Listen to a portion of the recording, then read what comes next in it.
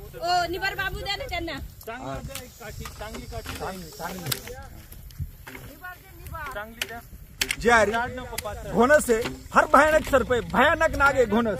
आपलं गोट्याबाई परदेशी वडद या ठिकाणी फोन आला, आम्ही आलो, फार भयानक आहे। तुम्ही बघा त्याचा आवाज कसा आहे, दाखवतो तुम्हाला आता। वडद या ठिकाणी फोन आला, आम्ही सर्प पकडायला या ठिकाणी आलो, फार भयानक आहे, खूप मोठी घोणस आहे। सर्पमित्र गोट्याबाई परदेशी वडद या ठिकाणी आले आहेत।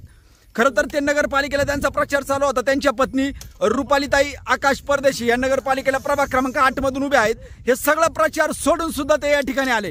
फार भयानक घोणस जातीचा हा सर्प आणि प्रचंड मोठी रिस्क, सोपं नाहीये हा नाग घोणस जातीचा पकडणं। फुसफुस करतोय, भयानक जबरदस्त। आणि या ठिकाणी वडद या ठिकाणून फोन आला होता, आम्ही स्वतः या ठिकाणी हा सर्प पकडलाय। माझी मायबाप जनतेला विनंती आहे, कधी आता ऊन पडलेलं आहे, सर्प निघाला, काही अडचणी वाटल्या तुम्हाला तर तात्काळ फोन करा। आपण या ठिकाणी सर्पमित्र गोट्याबाई परदेशी स्वतः येतात, स्वतः जीवाची बाजी लावून ते सर्प पकडतात। वडद या ठिकाणी आलोय, पहा या आजी किती घाबरल्या आहेत, पहा इकडं फार भयानक।